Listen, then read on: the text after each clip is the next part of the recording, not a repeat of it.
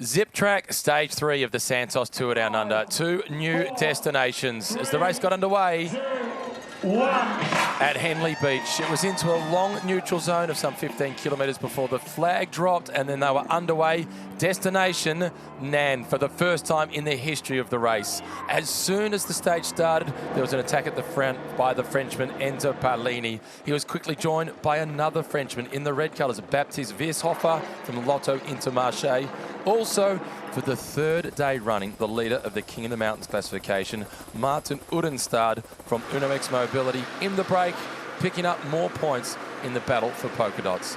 Meanwhile, back in the peloton, it was the teams of the favourites for the stage, the sprinters who were trying to control their lead.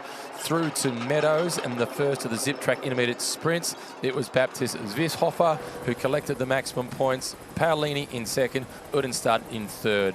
For the breakaway, they were being kept on a tight leash by the peloton, their maximum advantage only stretching out to 2 minutes and 30 seconds.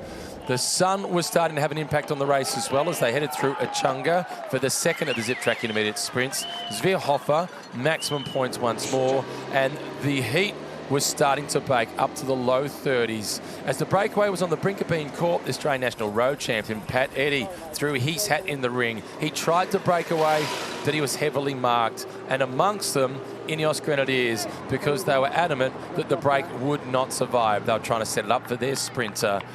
As they were going across Mount Barker for the first time in this race since 2015. More points for the polka dot jersey, and the leader of the King of the Mountains classification, Martin Udenstad, extending his lead. He is double his nearest rival.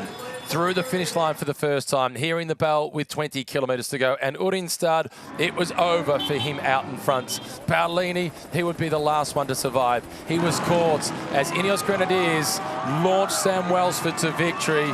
He made it career win #1 this year, the 7th throughout his time at the Santos Tour Down Under.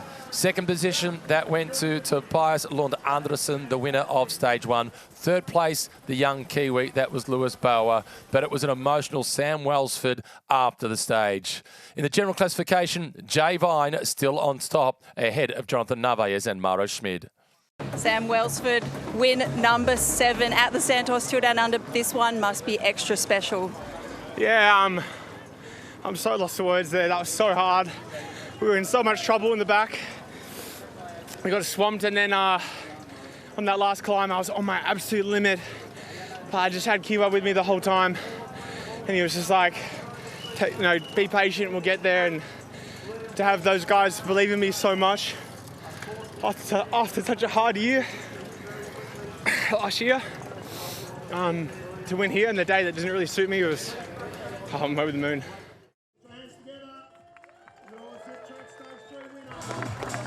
He's holding firm. Just a couple of days to go. Jay Vine, your race leader.